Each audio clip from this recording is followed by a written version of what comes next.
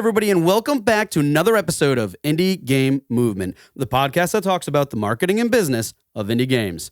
I'm Andrew Pappas. I'm going to be your host today, and we're going to be talking about finding your game's fit while leveraging an insight mindset.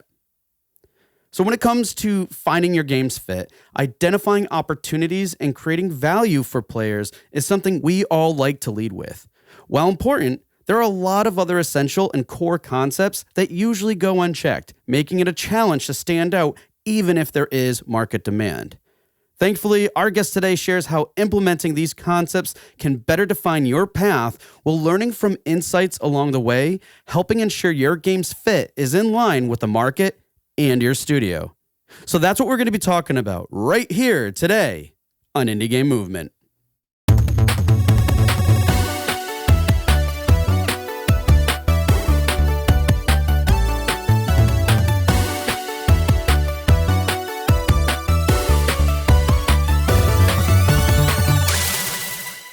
Hey everybody, and we're back, and today with us we have Chris Bain. Chris, how's it going, man? And thank you so much for being here with us today. It's great to be here. Thanks for having me on. I'm looking forward to it. Yeah, well, we are too, because we have lots to talk about. But before we do that, I just want to give a quick introduction to you. So Chris, folks, here is the CEO of Player One Consulting. And basically what you do is like provide, consulting services to studios, developers, publishers, all across the gamut in so many different areas, like in terms of like scaling, go-to-market plans. I mean, the list goes on in terms of your expertise, which is really cool. And I know we're probably going to dive into some of that in a bit more. But also, I think what's really cool too is just your past. It's really interesting, and especially with your involvement with the community, with the industry. Like for example, one thing I would like to know a little bit more is you've been a mentor at the Friday Club in London. Tell us a little bit more about that. That's something that really interests me. Yeah, well, that's an interesting one. I mean, that is something I do. Sort of pro bono, I guess. It's a little bit outside of pure gaming, but I like it as a sort of slightly different perspective on what I do in the game space. And that is essentially doing marketing guidance for various startups at different levels, seed, Series A, who come to this group, who get together every couple of months. And in fact, we have one tomorrow, get together every couple of months. And they have two marketing questions that they have for the group. And then we sort of have roundtables where we discuss potential solutions, things that they could do to help move things forward. But what I always find really interesting for that is it keeps me aware of what's happening in the broader startup and tech world. And then there's some areas where it's very similar to the games world, but there's also some areas where it's very different. And so that's kind of sort of the fascinating thing about it. So as I say, it's something I've been doing now for about 4 or 5 years, fairly light touch every couple of months. But as I say, it just gives a different perspective and stops us getting too sort of railroaded into that game space on its own. Yeah, and I think that's such an interesting thing to share, because it's like having these different perspectives and understandings of even things outside of the games industry and applying it. Like you could probably take a lot that you help there and apply it to the work that you do with Player One Consulting. But on top of that, though, I don't do Chris any justice here by just leading in with that, because he's actually been the general manager for Xbox, the Central and Eastern Europe area, for like I honestly forgot to make note here, but it's been like at least a decade, correct? That's right. So I was Microsoft overall for about 13 years, 10 years of that at Xbox. And it was split 50-50 really between time on the business ownership side, the P&L ownership side, where I ran full business of Xbox, so console, games, live, for a big region, so Central and Eastern Europe. So that's Poland, Russia, Czech Republic, these kind of places. And then I did that. But also a lot of it was spent prior to that, a little bit more in detail on the actual strategy behind it as well. So the strategy and insights piece. So I guess there's sort of two pieces to that experience. One was what should we do? What should we recommend? But then the other was actually I'm responsible for delivering this, and I only get paid if we're successful. So yeah, so that was an interesting perspective to take.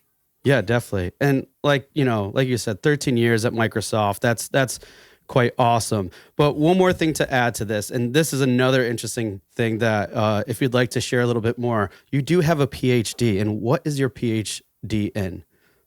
Yeah, well, my PhD, my background there was in microbiology, in medical microbiology. So, like way back when I was at school and university, I was very into science and microbiology in particular. So I followed it sort of through to some kind of logical conclusion and spent 4 years at uni and then 3 years doing research in microbiology. It's funny, like as we sit here sort of post-COVID, thinking, whoever knew that people would all be talking about antigens, vaccines, PCRs, this kind of thing. But that's what I did for many, many years. And I say I loved it up to a point, but the lifestyle wasn't quite right for me. And I thought there was other areas I could turn my hand to. And that's how I got into the business world and ultimately games. Yeah.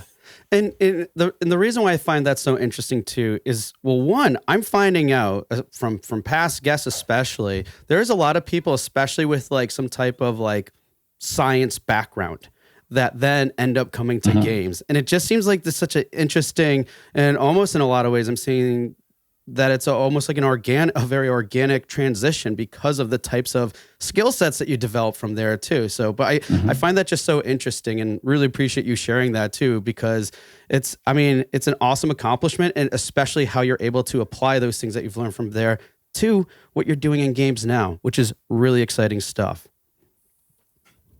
So that said, I do want us to get to know you a little bit more, though. And by doing so, we're going to go into the Q box round.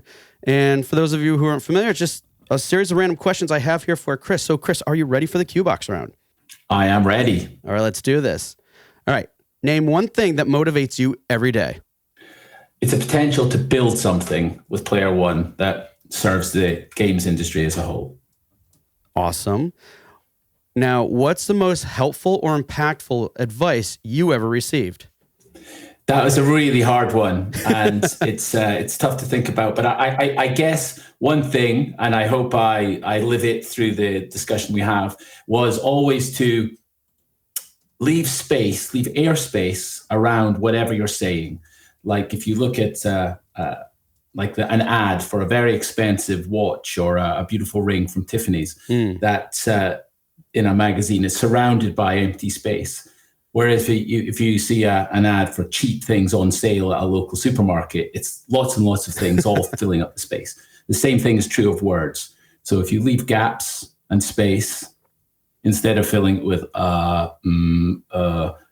then you actually add power to what you say and people listen more intently. So that's what I've tried to work with and listen to, and hopefully I can be true to that on our podcast today. Yeah, I bet. And that's such an important one. I think another thing that can relate to that is like less is more, right? In a different way. But yes, I love that. Always leave space. Absolutely. Sweet. All right. And last but not least, the staple here on the show is, what game are you playing now? Well, actually, it's a timely question because I'm sometimes jaded. I've played hundreds of games over the years, and maybe it's hard for a game to sort of break through. But I'm playing a game at the moment called As Dusk Falls. It's a really interesting sort of it's like a narrative game, but I think it takes it to a new level. It sort of fulfills that interactive movie promise that I think has been there for a long time but never really delivered. So it's on Xbox, on Game Pass. I think it's also on Steam, but it's an interactive movie, sort of you could almost like branching narratives, but not only can you play it yourself, you can play it with others as well. So it can also be a social experience as people make decisions about where they want to take the characters. So I'm really enjoying that and actually excited to be playing that, when I get a chance in an evening. So that's my current game of choice. Awesome. As Dusk Falls.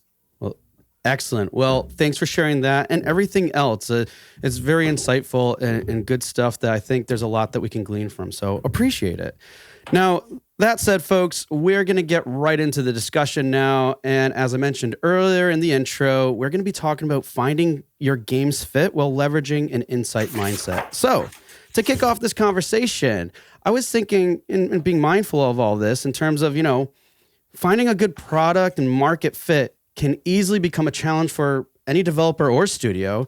So what would you say are some of the traps that most developers and studios fall into during this stage when they're trying to define their product? Okay.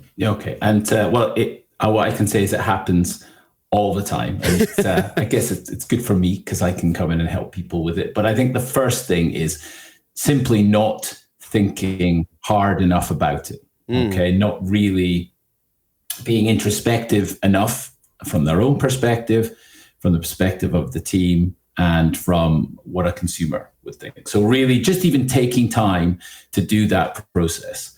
And we're not just talking here after the game is developed when you think, I should market this. It is right at the concept phase. Right. Okay, before you start putting money into this and time into this. I think the second thing is, and this is a pet hate of mine, is the sort of lapse into games, jargon, journalism, cliche. So things like, hey, it's a Metroidvania, or this is a Souls-light. All these terms, and I talk to hundreds of developers and game players. Everyone has their own view of what these things are. And by sort of using these lazy labels, you really don't get to the nub of what you're actually talking about, right? I challenge someone to talk about a Metroidvania and see if people suggest the same game. You'll get a dozen different game types. So what I would say is actually think instead a little bit more about really what is the core of your game? What are the key aspects of that? The sort of USPs or the reasons to believe about your game, right? And this could be, for example, it has, a unique art style. It has an incredible choice or consequence mechanic.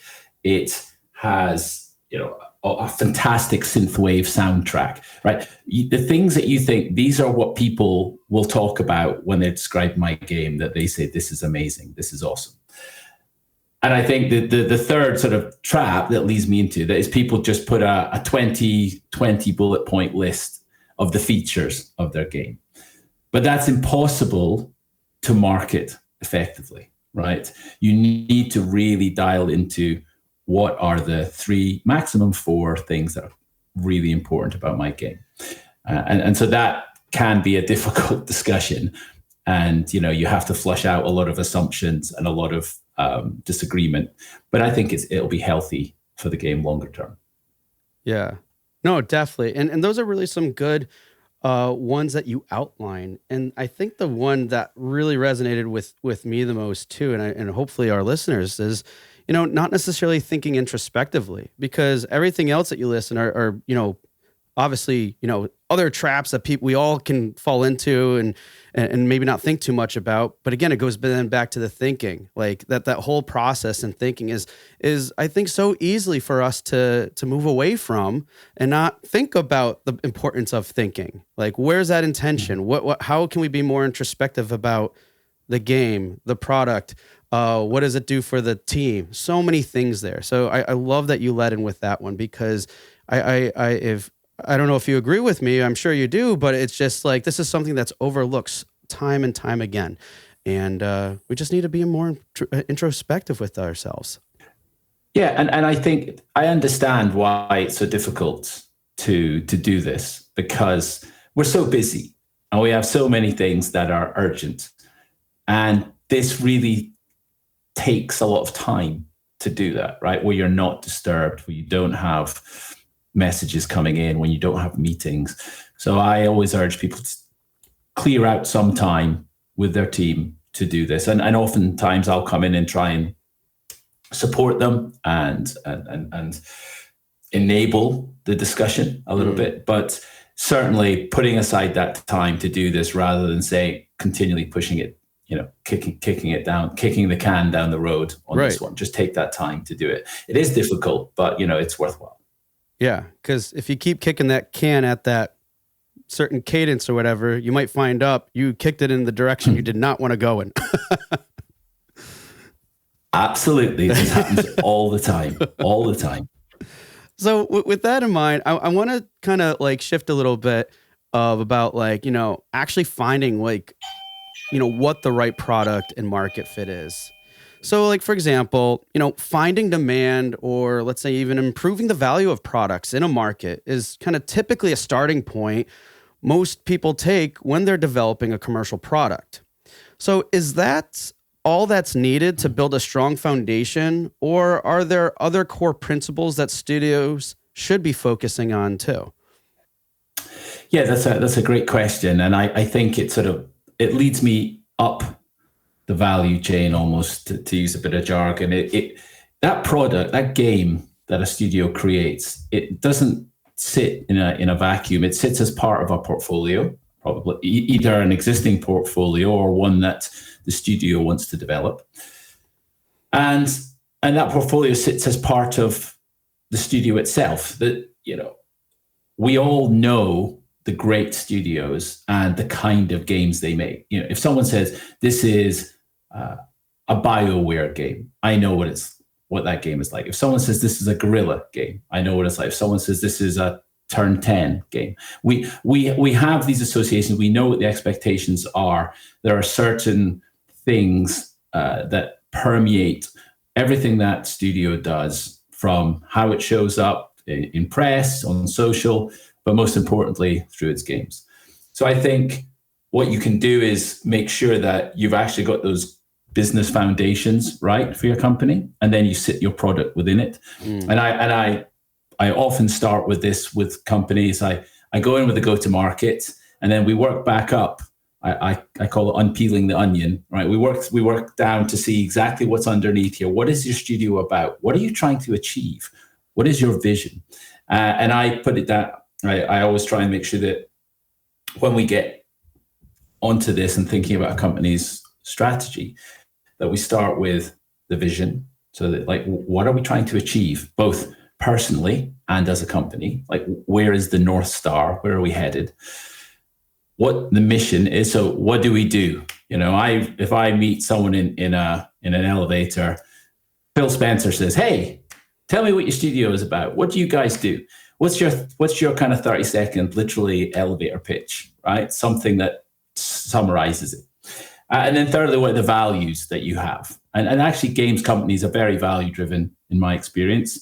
They tend to be a sort of strong sort of code or sort of sense of this is how we do things. But I think making that explicit so that everyone in your team, everyone that you hire, all your partners understand this is how we do things around here. This is what we believe. This is what we hold true. This is the stuff we won't do. And just getting that written out. It's funny. Everyone says, "Oh, we have values," but then when you ask around, it's not always clear to everybody. And I think this is just one of the sort of challenges of growth. When you start off and there's 3 of you, that's great. By the time there's 53 of you, it's pretty hard to work out what the consistent values are if you haven't written it down. So all those 3 things, mission, vision, values, I would say are fundamentals that you then sit your product and its go-to-market within. And those are such really important core concepts because, think about it. If we're just simply leading with, and I say this all the time in the show, we know how important it is, but if you're simply just seeing where there's demand and how are you serving your audience, that stuff is still important. But if you don't know that core reason for what you're doing, why you're doing it, how does it apply to your team? What is that vision? What is that shared vision, mission? And where are you taking, and how are those things contributing to the value that then is going to fill that market demand, that then is going to cater to that audience? If those aren't defined, that could really paint a different direction in terms of how things are going. Like we said with the can kicking, right? It's like those things are so important. And what I loved what you kind of finished up there, and it was actually going through my head as you were like summarizing and finishing that thought, was it creates clarity. And hey, we're in an industry where everything's happening. We're all busy and stuff. So the more clear that we have clarity around what we're doing, our intentions and everything, is just going to be that much more beneficial. Because again, it goes back to that North Star you were talking about. Without the North Star is that level of clarity. And without it, it can just make things all that much more challenging. That's right. And that's why I think it's so important to have this process at the beginning of the development, because what will happen as you get more and more people, and I'm not a producer, but I talk to a lot of producers, and it's their, someone described it quite nicely to me. They said the different teams keep pulling the blanket over to them, right? And I thought that's exactly right. What happens is everyone, if it's not very clearly defined what your game is about, and maybe what your studio is about, every team, the tech team, the art team, the audio, they all make their own assessment of it. And then what happens at the end is you get something that's disjointed. It doesn't have an appeal for any one audience. It has little bits and pieces all mashed together. And so I think getting this stuff thought through at the beginning really helps to have a smooth development. And I have actually seen one of my connections that had done quite a lot of academic research on this. And he had said, the one thing that causes a failure of a game development is a lack of a shared vision. So for me, that was quite validating. I felt, okay, that connects what I say about the overall company to the success of a game development project. Yeah, absolutely. And I just love that analogy you used too with the blanket. Everybody's trying to pull that, and it's like if people are left out in the cold or getting cold from not having that blanket, then that can't really help contribute to the greater good things. Everybody needs to be at their best and in the know, so to speak, to really be able to fulfill those visions, those goals, everything else that comes with it. Well, with that said, I want to kind of steer things in a little bit of a different direction too, as it might relate to, the actual development of a product or really focusing on particular products. So let's say even if say a studio does identify a great opportunity or market demand for a product. Hey, there's these games out in the market. Everybody likes this kind of game, but at the same time, there's I wish this could be done, or man, they did this poorly, and no one's fulfilling that need, that demand, right? So let's say studio finds that opportunity, whatever it may be. Let's say though, if there is that thing that's great opportunity, let's say that the resources or skill sets that studio has might not be able to support the scope of maybe what they currently see as that. What would you say is maybe a good way to approach scenarios like this? And what are potential options to consider? So let's say we're not being too ambitious with these great opportunities that exist. Yeah, that's interesting. And I actually, what I found in my dealings with a lot of developers is that approach, which, by the way, I think has a lot of merit, right? So looking for the gap and saying, here's the opportunity. That's a lot more rare. So that's the sort of thing I see in more the general tech world, where people go, hey, here's the market opportunity. I need an app, right? Let's get some developers and we build the app to enable that opportunity. And we all, have a great business. We make out like bandits and everyone's happy. But that's typically what happens because of the creative nature of game development. People and studios come and say, this is just the game we wanted to make. I wanted to make since I was 9 years old. I wanted to make this. It's in me, and now it's out. So they sort of birth this thing, and it meets their needs, but the challenge is to bring it to market. Okay, so I think what you were talking about there, I think, is a very mature and thoughtful approach to take. Very business focused, very commercially focused, and I think it probably sits behind lots of very successful games companies. What the challenge there is saying is almost working backwards from the product. So the game you've got, and you think, this is the potential, this is how much it could sell, this is how much money I think it would make. And as I say, one of the things I do from back in my days, Xbox, when I used to do all the forecasting for games and for consoles, I now help some companies with doing their forecasts, getting closer to realistic numbers they could do. What that does is that sets out, okay, this is how much it could make back. Okay, thereabouts, ballpark figure. So is it worth me going for it? Say, okay, I think it is worth me going for it. So it's quite structured, but you'd look and say, this is my capability right now. This is what I can deliver right now.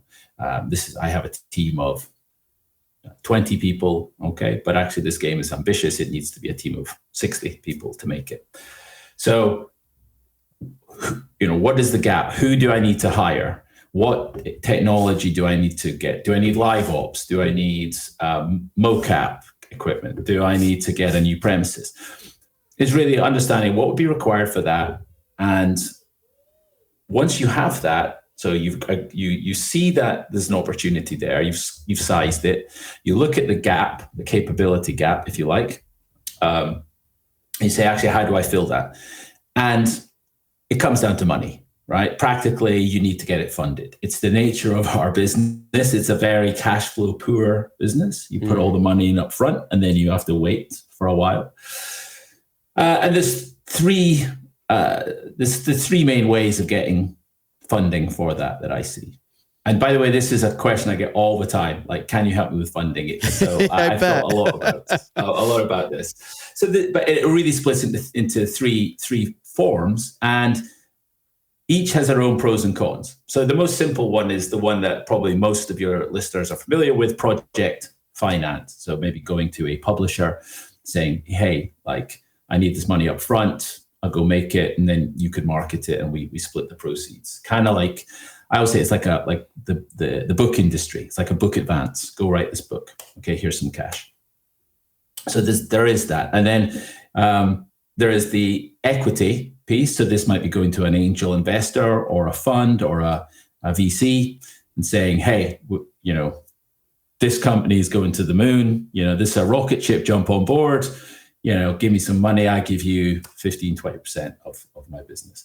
So that's the second one. But that's a different shape, right? It's a different thing you're aiming for. So I say to people, you want one or the other, right? They're not really interchangeable because the end point is different. And then the third piece, and this is, you could put it under maybe the bootstrapping kind of, or more sort of organic growth umbrella, but it's variously work for hire, co-development, this kind of stuff, which is, okay, work with it's key to keep your team together, right? If there's not an urgency, like a real urgency to get that money now, and you think, a year from now would be okay, or 2 years from now, go and work on co-development projects, go and do some other contracts, become a sort of profitable ongoing business, and then use that cash pile to fund your expansion and build this great new product. And of course, that last one, that's really interesting because different companies, different studios have a different approach to it. Some absolutely embrace it and go, yeah, we're good. We love this. We're good. We can really run this. We have a sales pipeline and are highly efficient in that way. Others, it's sort of holding their nose, going, oh, I hate this. I just want to make my own IP. I really think you have to think about the culture of your studio before you go down that path. But I think that could be the third way to close that gap. So, it comes down to money, right? But if you at least know what you're asking for, and then who you want to ask, you're sort of halfway there, right? Yeah.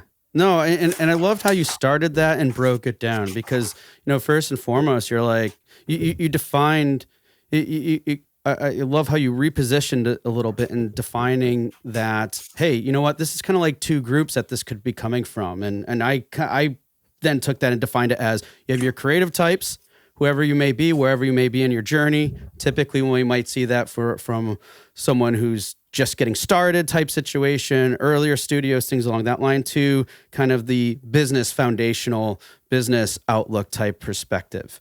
And I think that's really important, because even by defining those two, it allows, I think, people to be maybe a little bit more introspective in terms of where they are on their journey, what they know, what their mindset is and everything.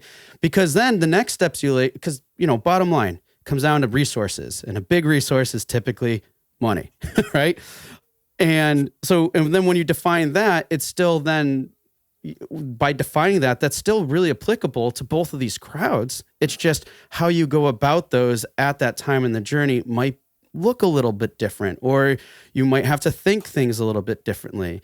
But even, I think I jumped ahead real quick, but even when you start breaking things down about the importance of, okay, what's this project we want to work on?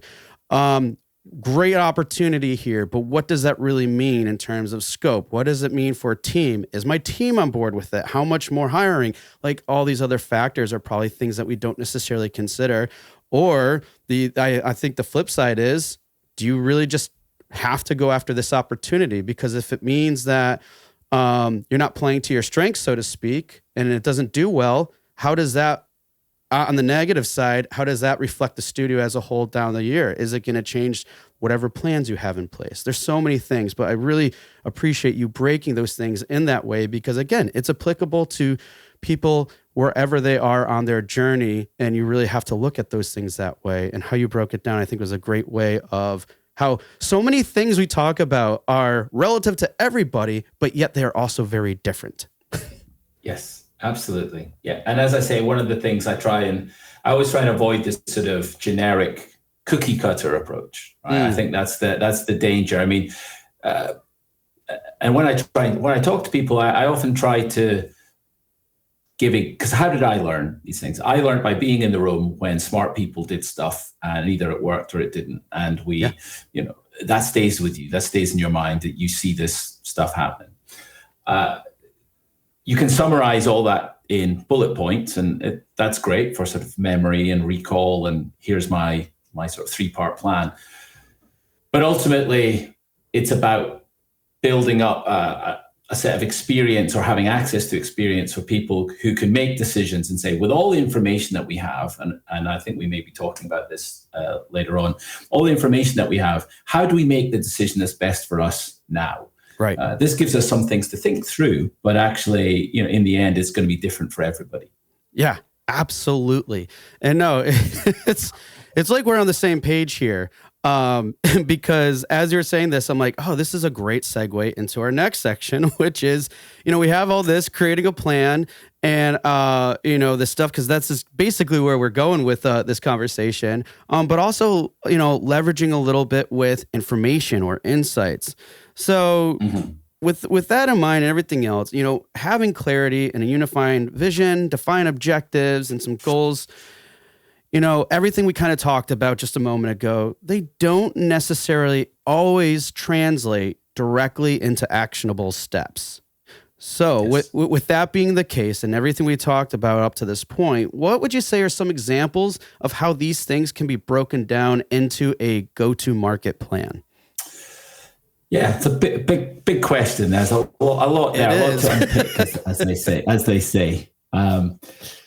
So I guess we all have these kind of light bulb moments, things when you go, there's something I know that no one has really sort of mentioned to me before. And I think this came to me when I was running this business insights and strategy group at Xbox. And we were in an EMEA team, and there was an equivalent team in the US based up in Redmond, who were, very good, very smart people. They were staffed up much more than us, maybe 50 people. We had 5. So we were always working pretty hard trying to prioritize what should we do? What should we do in our team? What can help the business be really successful? What can help the studios, the marketing teams, and things like that? And I got asked a lot, hey, Chris, could you kind of do a cut of these numbers? Can you go and find some insights? Can you go and, run the numbers on this? Yep. I was always trying to, I can't clone myself. I'm only one person, right? So I'm always trying to make the best use of the time I had. So what I would often do was say, well, okay, what question are you trying to answer? Like before I go and do this, what will you do with the data I give you? That was like my first response. And, sometimes people went, actually, it's a good point. I hadn't really thought about that. And I see this all the time. We say, I need to see more data, bring on more data. Somehow the right answer will magically appear from all this data. And it doesn't, okay, or very, very rarely.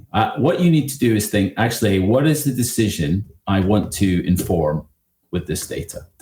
And even before I have started to look for it, I need to think about assumptions. So for example, I don't know, it could be, do I go premium model or free to play, right? So you might want to understand, I've just made this one up, but it might be say, actually, what's the market picture for these two in this genre for these two business models?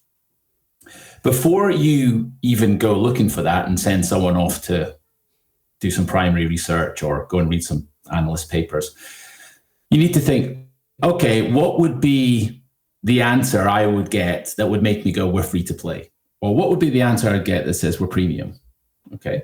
And while you're waiting for the person to go and find this data, make an assumption. I say, for the moment, I will assume that free to play is the right way to go. And you continue, and you don't let the project stop. You continue. And when the data comes in, you validate your assumption afterwards.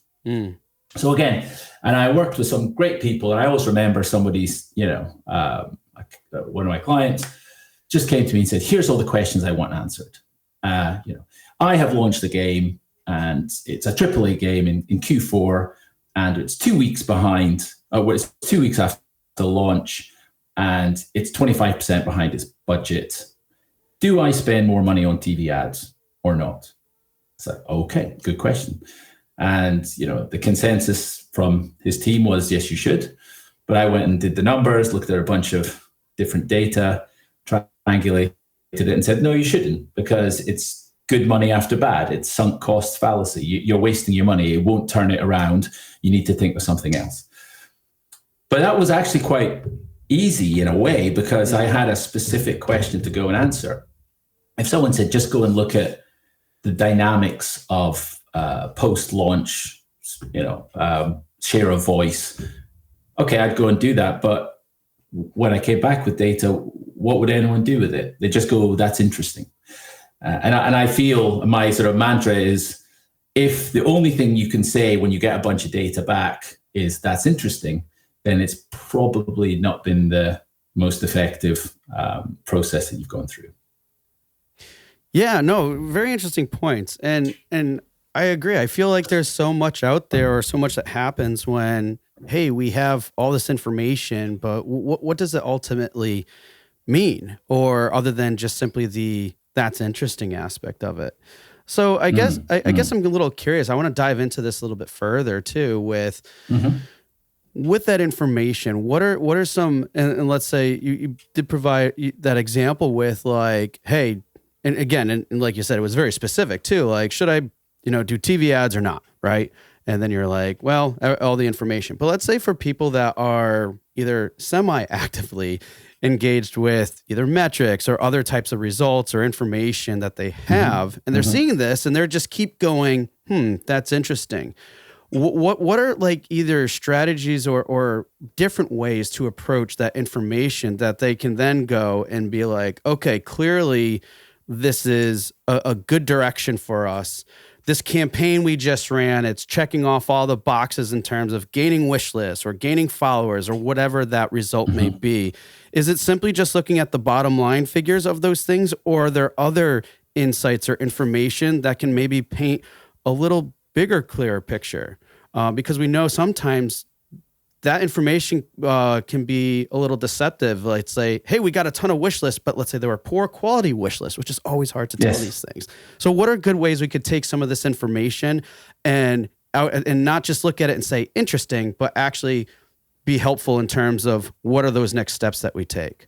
Okay, that's great. I mean, I absolutely agree. And wish lists, I mean, when I first started on my own and really was started player one, and I started working closely with the sort of PC developer crowd, and I was like, wow, you really are into wish lists, aren't you? I mean, and they are important, but let's say their importance is probably magnified by the fact that everyone can see it, right? That's probably why everyone talks about it. It's the kind of easiest. And you're absolutely right. There is, a huge variation in quality, and you're always trying to find the sort of right metric. There's a couple of things I think you can do. I think obviously, first of all, coming back to this sort of discussion about the strategy, sort of saying, what are the decisions? Like it's almost like a branching path through the forest, right? What's the strategy I'm going to take? Left, right, here. I'm going to publisher, no publish, or self-publish. Do I do this genre or that genre? Do I do free to play? Do I do premium? All these decisions. So work out what those are first. I think that's a great start, because then you know what you're looking for in the data, and say, and you can ask, does the data help me with this or not? The second thing is use as many different data sources as you can, right? What I mean, the magic happens when you triangulate things and you correlate things and you look and say, when that happens, this happens. Okay, all right, let's test that. Let's see if we can do more. Okay, and this is why I talk about A/B testing, test and learn. I think this is a great thing if you can set these experiments up, right? Oh, well, when we changed the assets that we used on our Steam page, we got a much better uptake, or this trailer worked better than that trailer. So putting all those things together can sort of help you understand it a bit more. One of my rules of thumb is always beware of any metric that's a ratio, right? So it's, how many, I don't know, what's the average, like ARPU, for example, right? That's great. But actually, if you've got a high ARPU, but it's because you've only got a few users, well, that's not really great, is it? Right. Right. Yeah. It's like profit and profitability. In my old days, they used to say you can't spend a percentage. Right? It's like, I don't care about the profit. How many dollars is that? Okay, percentage is great, but tell me the dollars. So the same works for a lot of these. Think about, what is that metric actually trying to tell me, and does it inform those strategic decisions? And I think the final thing is you can just chill a bit as well. It's games. I've worked with data scientists who are really cool, smart, pointy-headed people who just work with algorithms and numbers and statistical tests, and they come to the games industry. And I remember one guy, he just said, after about 2 months working through this, he said, "It's really random, isn't it?" I said, yes, it is. Right? it's because we're at this sort of point where it's an emotional, it's a cultural, it's an artistic endeavor, as well as a sort of commercial product. So it's very hard to find these hard and fast rules. There's a balance between the data and the science, and then also the sort of intuition and the gut feel. And I think you should always, you should be aware that gut feel plays a role. You should identify it and say, this is gut feel, this isn't data driven, but I think we have enough to go with this and be decisive. I think when someone gets the kind of magic algorithm that tells you this is a hit game or it's not, that person, I mean, they'll be buying their super yacht, and traveling around the world on it, right? Because it's the holy grail. But I don't think we're close to that yet. So I think there's still a lot of room for that sort of broader experience, gamer knowledge. It does play a role still. So maybe sometime soon it might be Chat GPT that comes up with Well, it could be. It's definitely in there. I knew we had to get generative AI in there somewhere. It just popped in my head. But no, I mean, you know what? I love everything you just said, because it's really looking at things very holistically. Because let's face it, you said you already defined some specific people, within their field, the types of jobs that they have that can be very data centric. And let's face it, there's a lot of developers or people out there in general that are very data specific. But I love the example you're like, you can't buy anything with the percentage. And from my own experiences in my past, with marketing as a whole too, I love the example of people who are like, oh, I have a 50% conversion rate. That's great. But if you only had 2 people that went to your page and one of them ended up being a wish list, well, that number doesn't mean anything now, does it? In terms of having a commercial product or whatever the case is. So that's another one. And then the triangulation, again, this goes back to the holistic aspect of things, because I'm in the same boat. It's like when you're trying to look at things indifferently, instead of just saying, oh, that's interesting, how does it tie in? Because I feel that a lot of the metrics that most of us have access to, especially with Steam, they're helpful. But if you're not taking other things, and I'll give a very specific example, you could make changes, try to A/B test in whatever capacity you're able to, see an uptick. But let's say you make that change and then you're not looking at information like Google Analytics, for example. And when you made that change, now people are staying on your Steam page for, let's say, a second opposed to, 30 seconds. So even though that might give a positive uptick, is it ultimately going to be something that benefits you in the long run? If people are coming to your page and then bouncing immediately instead of staying engaged on the page, I mean, that's one tiny little piece of information that can actually really provide you with more insight in terms of, was that the right change or not?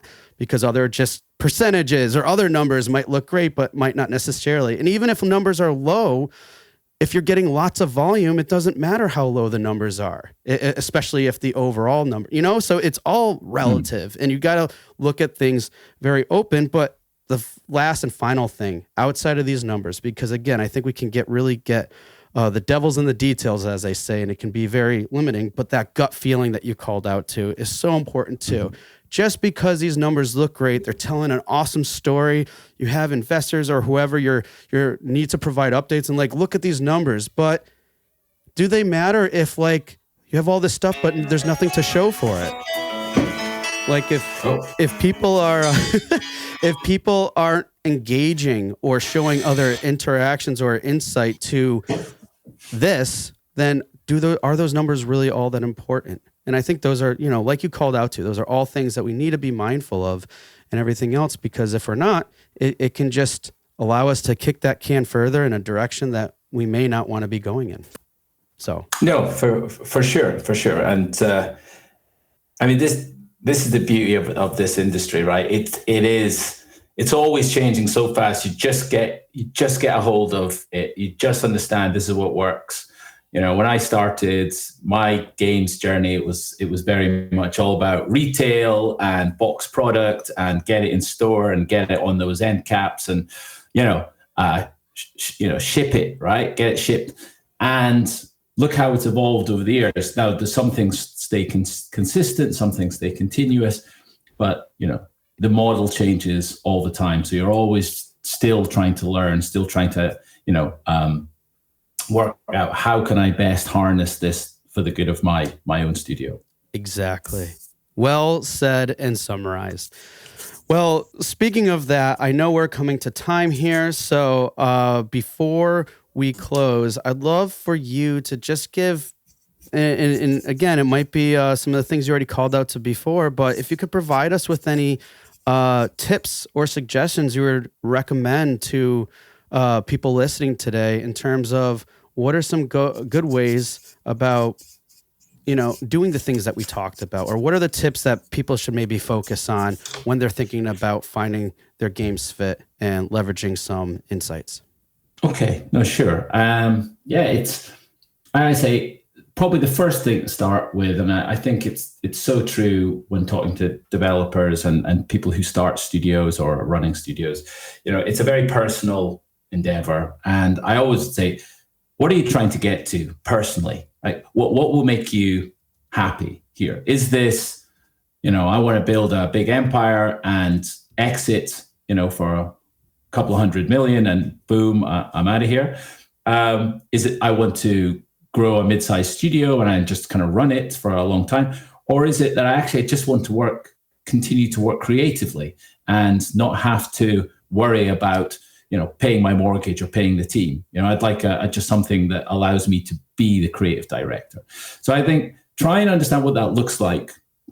Be thoughtful about where you're trying to get to, because that means you've got at least a fighting chance of getting there. So that's probably the first thing I'd say, and this, you can then build out from that.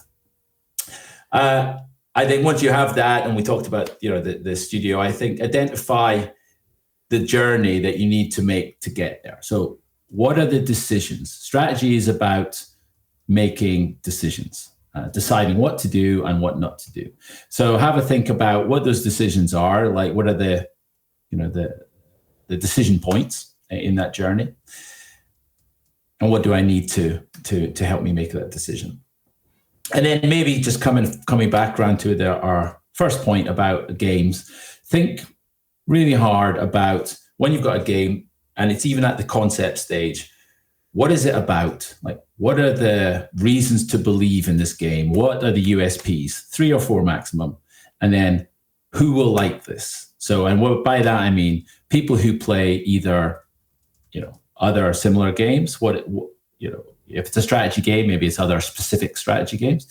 And what's their motivation for playing it? So, like, why would they play? Is it for the social fun? Is it for the competitiveness? Is it for the ability to be creative, like a sandbox? Think through those things. And if you've got those together, you can match your product and your audience. And the rest of it should, I hope, flow out, and you can start to think about marketing tactics, and that's the job. Awesome. Well, really good tips there. I really appreciate you sharing them with us. And before we close, would love for you to share also how can people get in touch with you if they want to? What's your website? How can they connect? What are some great ways to go about doing that? Sure. Well, I do have a website. So I'm at player1consulting.com. So it's all one word, and it's player1 with ONE, player1consulting.com. That's a good first point of contact, but I'm also on LinkedIn. So either Player One Consulting or myself, Chris Bain, PhD, I'm on LinkedIn and also on Twitter, on both of those accounts. So very happy to, have a chat if people are interested about some of the things I've talked about. These are very specifically the things I work with. I have a lot of packages that are appropriate for studios and publishers as well, of all sizes. So very happy to start that conversation, and hopefully I can help bring success to more companies. Awesome. Well, Chris, can't thank you enough for being here today. I mean, these insights were just so great and valuable, especially because, I think a lot of the different perspectives and angles we discussed today were something that we don't necessarily always think about. So again, can't thank you enough for being here today on the show and sharing that with us. Great. Well, it's a real pleasure to be here. I absolutely love the conversation, and call me back anytime. Hey everyone, thank you for listening to another episode of Indie Game Movement. I'm Andrew Pappas, your host, and the show's producer is Mustafa Price. Show notes for this episode can be found by visiting rengenmarketing.com, the number episode of the show. Rengen Marketing is a consulting marketing company that helps indie devs with their marketing efforts. Whether you need guidance with your game's marketing strategy or could use a free marketing plan template, then please visit www.rengenmarketing.com and take action. A special thanks to Dakota Saw for Season 2's opening theme and Melissa Gellis for the new logo design. And as always, thanks for being such great listeners, and we'll see you next time on Indie Game Movement.